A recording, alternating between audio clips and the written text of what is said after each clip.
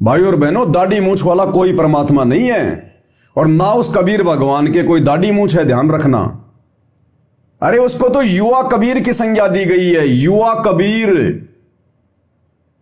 जब गोरखनाथ जी के साथ में परमात्मा गोष्ठी कर रहे थे 650 साल पहले, और जब गोरखनाथ जी ने कहा कि ये कबीर तू मेरे साथ में क्या ज्ञान चर्चा करेगा, क्या गोष्ठी करेगा, तेरी उम्र क्या है, क्योंकि उससे मैं परमात्मा लीलामय तरीके से 10-12 वर्ष की उम्र दिखा रहे थे। तो गोरखनाथ जी ने कहा कि हे बालक कबीर, तेरी उम्र क्या है और गोष्ठी करेगा मेरे साथ? तो परमेश्वर ने कहा कि जो बूझे सो बावड़ा, क्या है उम्र हमार, कि जो मुझसे मेरी उम्र पूछता है ना वो महामूर्ख है, बावड़ा है वो। और परमेश्वर ने कहा ना मैं बुढ़ा, ना मैं बालक, ना मैं भाट भिखारी, कहे कबीर सुनो रे गोरख, यह है उम्र हमारी। कि ना मैं कभी बूढ़ा होता, और ना मैं बालक हूं, और ना मैं कोई भाट भिखारी हूं, ना कोई मांग के खाने वाला हूं मैं। तो परमेश्वर ने कहा ना मैं बुढ़ा, ना मैं बालक, ना मैं भाट भिखारी, कहे कबीर सुनो रे गोरख, यह है उम्र हमारी। अब आज उस परमात्मा की पहचान मूर्खों ने बना ली। कबीर दास जी, कबीर दास जी, दाढ़ी मूछ वाले कबीर दास जी, सफेद सफेद दाढ़ी, सफेद सफेद लंबी दाढ़ी। अरे भैया, परमात्मा युवा है, युवा, सदा युवा रहता है परमेश्वर। शतलोक में तो आत्माएं भी वृद्ध नहीं होती, बूढ़ी नहीं होती, सदा युवा रहती है आत्माएं। तो परमात्मा के सतलोक में सफेद दाढ़ी मूछ कहां से आ जाएगी? क्या आपने कभी किसी सत्संग में गुरुदेव से सुना कि सतलोक में कबीर परमात्मा की लंबी लंबी दाढ़ी है, लंबी लंबी मूछ है, या सफेद दाढ़ी मूछ है? किसी भी सत्संग में सुना आपने कभी? जिक्र किया गुरुदेव भगवान ने? जब भी परमात्मा ने जिक्र किया केवल यही बताया, एक बहुत बड़े सिंहासन पर परमात्मा विराजमान है, ऊपर उनके एक छत्र है, सिर पे उनके मुकुट है, राजा के समान परमात्मा जो है देखने योग्य है। उनके एक रोमकूप में 1 करोड़ चंद्रमा, 1 करोड़ सूरज, इससे भी कहीं ज्यादा रोशनी है। क्या कभी कहा गुरुदेव ने कि कबीर परमात्मा सतलोक में सफेद दाढ़ी मूछ में है? अरे वो तो इस गंदे लोक में परमात्मा आकर इस प्रकार की लीला करते हैं, क्योंकि इस मृत लोक में यदि कोई इंसान आएगा तो यहां के नियम के अनुसार वो बूढ़ा भी होता है, उसके सफेद दाढ़ी मूछ भी आती है। जब कबीर परमात्मा 650 साल पहले काशी के लहरतारा तालाब में प्रकट हुए एक कमल के फूल पर शिशु रूप में, तो जब ये छोटे से बालक के रूप में लीला कर रहे थे, छोटे से, तो क्या सफेद दाढ़ी मूछ थी क्या? तो क्या वो कबीर परमात्मा नहीं थे? फिर परमात्मा धीरे धीरे बड़े हुए, युवा हुए, तो क्या डायरेक्ट उनके सफेद दाढ़ी आ गई, सफेद मूछ आ गई, सफेद बाल आ गए? परमात्मा के काली दाढ़ी आई ना, पहले तो काले बाल आते हैं ना यहां के अनुसार। तो कबीर परमात्मा जब युवा होने की लीला कर रहे थे तो डायरेक्ट उनके सफेद बाल नहीं आए थे, दाढ़ी मूछ में काले बाल थे बिल्कुल। तो वो काले बाल वाली दाढ़ी मूछ वाली फोटो क्यों नहीं बनाते भाई? डायरेक्ट सफेद वाली क्यों बना ली? और फिर हमारे अंदर एक धारणा पैदा हो गई कि ये सफेद दाढ़ी मूछ वाला ही कबीर भगवान है, जबकि कबीर परमेश्वर के कोई दाढ़ी मूछ नहीं है। अगर आपको कबीर परमात्मा का ओरिजिनल चेहरा देखना है तो अपने पूज्य गुरुदेव सतगुरु रामपाल जी भगवान का चेहरा ध्यान से देख लीजिएगा। ये उनका ओरिजिनल सतलोकीय चेहरा है, ओरिजिनल। और वर्तमान में गुरुदेव भगवान ये कबीर परमात्मा सतलोक से चलकर एज इट इज अपने ओरिजिनल रूप में आए हुए हैं। हमेशा ये परमात्मा अपने ओरिजिनल रूप में ही आता है। आपके विश्वास को दृढ़ करने के लिए एक छोटा सा सत्संग पूज्य गुरुदेव भगवान के मुखारबिंद से आपको सुनाते हैं। ये सत्संग है गुरुदेव भगवान का, सुनाते हैं आपको। परमात्मा इसमें क्या कह रहे हैं? गुरुदेव कह रहे हैं कि परमात्मा का एक विधान है, परमात्मा का एक विधान है, यानी उनकी भक्ति की कुछ नियम हैं, कुछ मर्यादा हैं।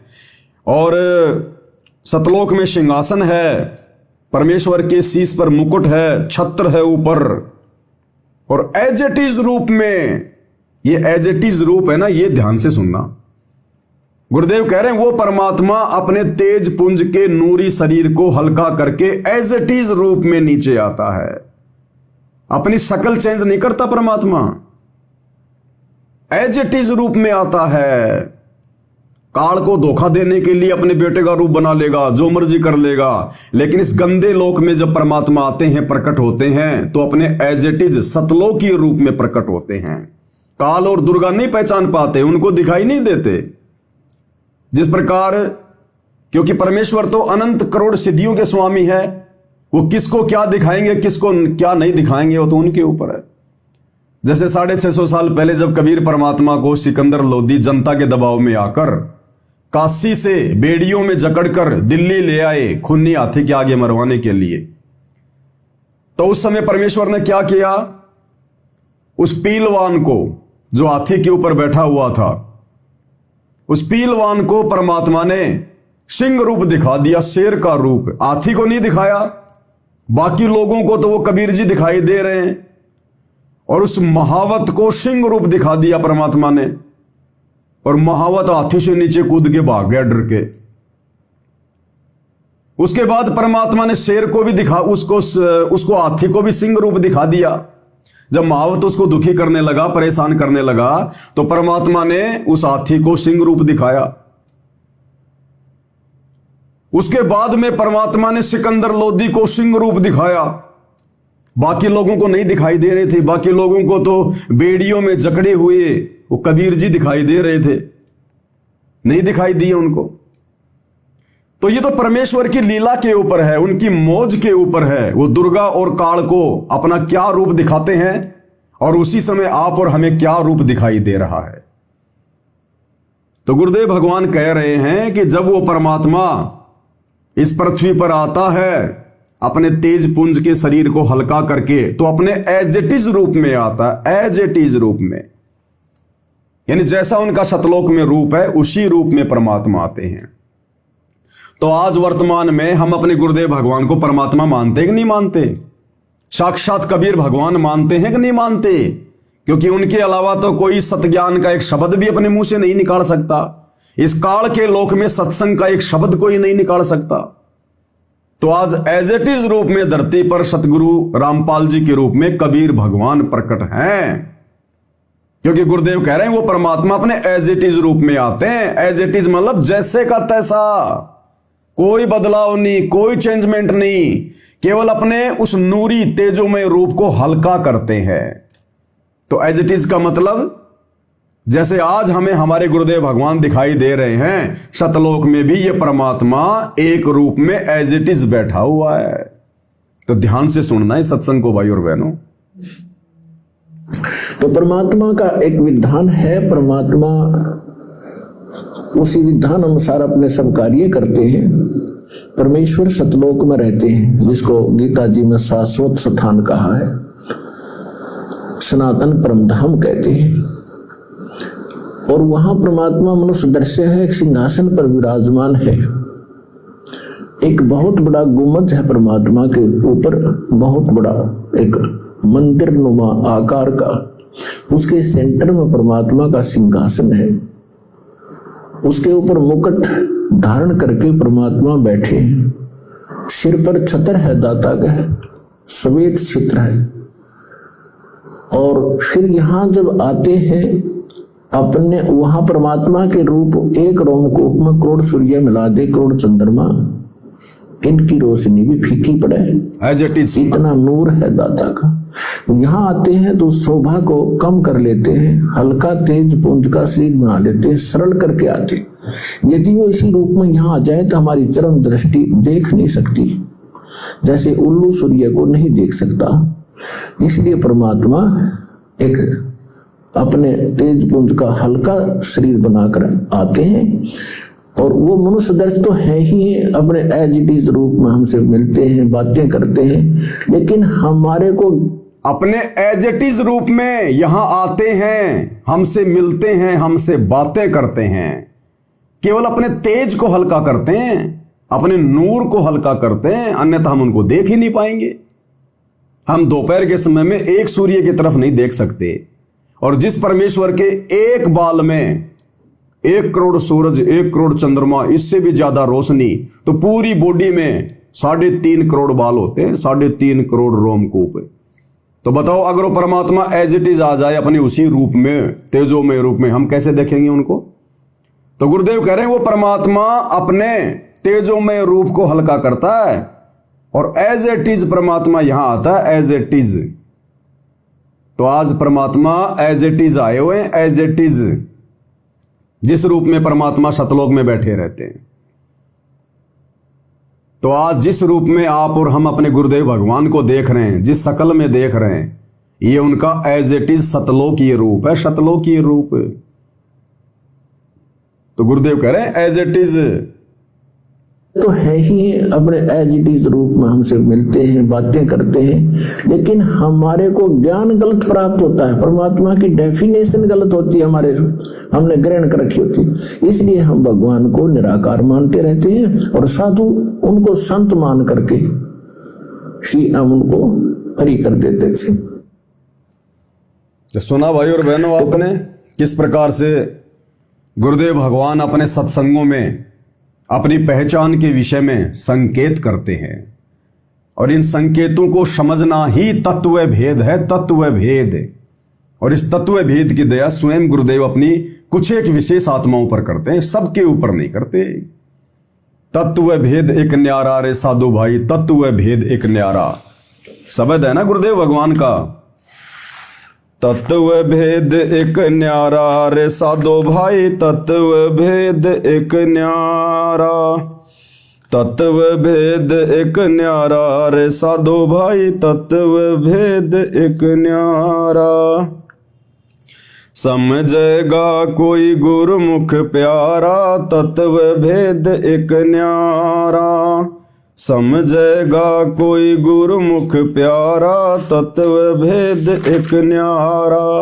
एक होता तत्व ज्ञान जो परमेश्वर सबको बताते हैं सत्संगों के माध्यम से, क्योंकि गुरुदेव के सत्संग ही तत्व ज्ञान है।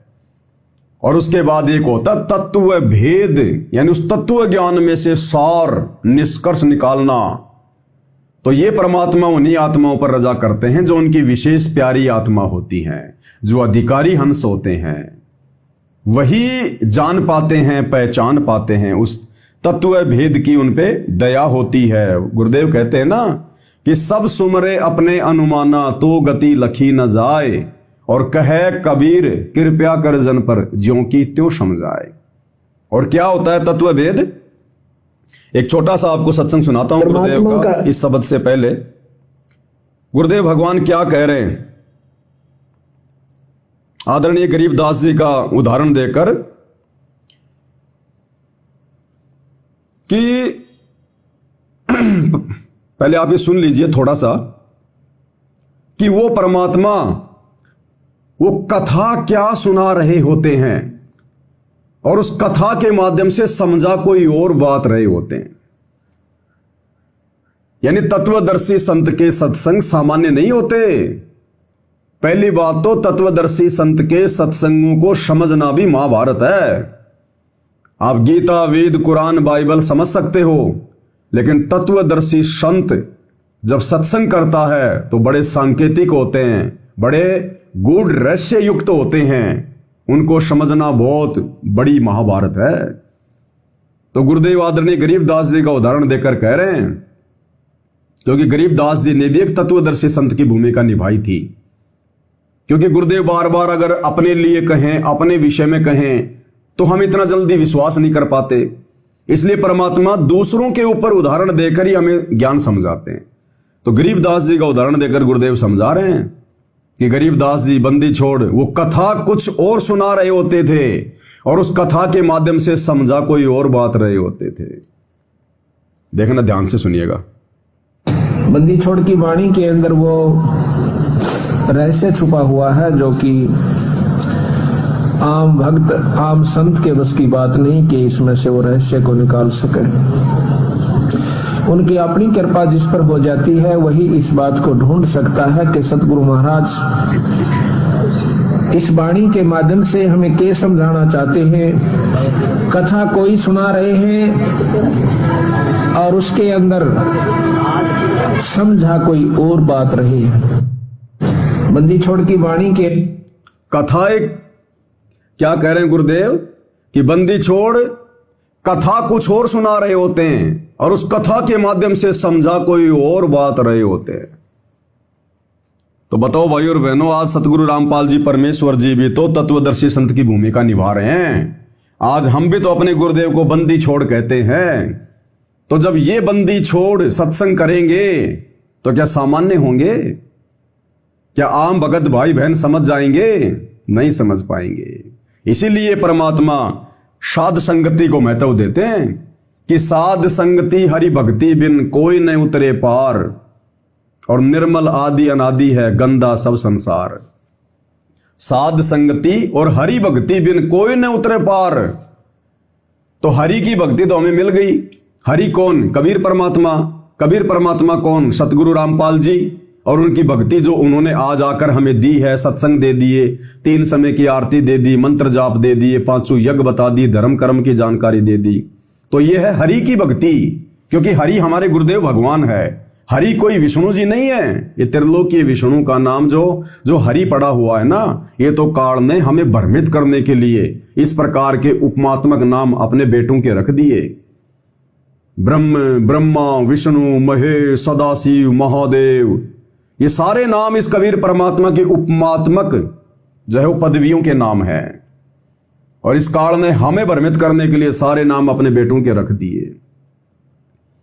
तो हरि का मतलब विष्णु नहीं है, हरि का मतलब है कबीर परमात्मा। तो कबीर परमेश्वर आज धरती पर प्रकट हैं हमारे गुरुदेव के रूप में, और उन्होंने हमें जो भक्ति दे दी, जो उपदेश दे दिया, वो उनकी भक्ति है। तो क्या कह रहे हैं परमेश्वर? साध संगति हरि भक्ति बिन कोई न उतरे पार। तो हरि की भक्ति के साथ साथ, सतगुरु रामपाल जी परमात्मा की भक्ति के साथ साथ साध संगति की भी जरूरत पड़ेगी। उस ज्ञान के ऊपर विश्लेषण करने के लिए, चिंतन मनन करने के लिए। साध संगति के बिना आप हरि की भक्ति पर दृढ़ नहीं हो सकते। इसलिए जिन जिन भाई बहनों को साध संगति नसीब है, आज देखो वही भाई बहन अपने गुरु को परमात्मा के रूप में पहचान कर उनके साथ में परमात्मा वाला व्यवहार कर रहे हैं।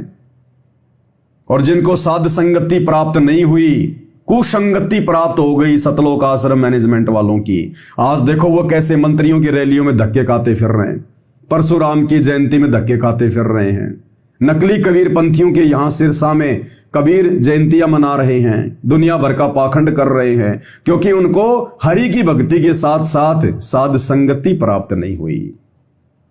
तो ये परमात्मा स्वयं साक्षात धरती पर प्रकट है सतगुरु रूप में, और इनका जो तत्व ज्ञान है वो सामान्य नहीं है।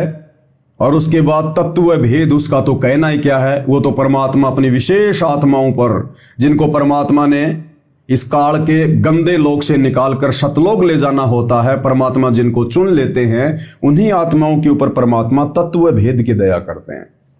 तो गुरुदेव भगवान इस शब्द के माध्यम से स्वयं कह रहे हैं कि तत्व भेद एक न्यारा रे साधो भाई, तत्व भेद एक न्यारा। कि जो तत्व ज्ञान तुम्हें दिया ना, इससे न्यारा है वो तत्व भेद। तत्व भेद एक न्यारा रे साधो भाई, तत्व भेद एक न्यारा। तत्व भेद एक न्यारा रे साधो भाई, तत्व भेद एक न्यारा। समझेगा कोई गुरुमुख प्यारा, तत्व भेद एक न्यारा।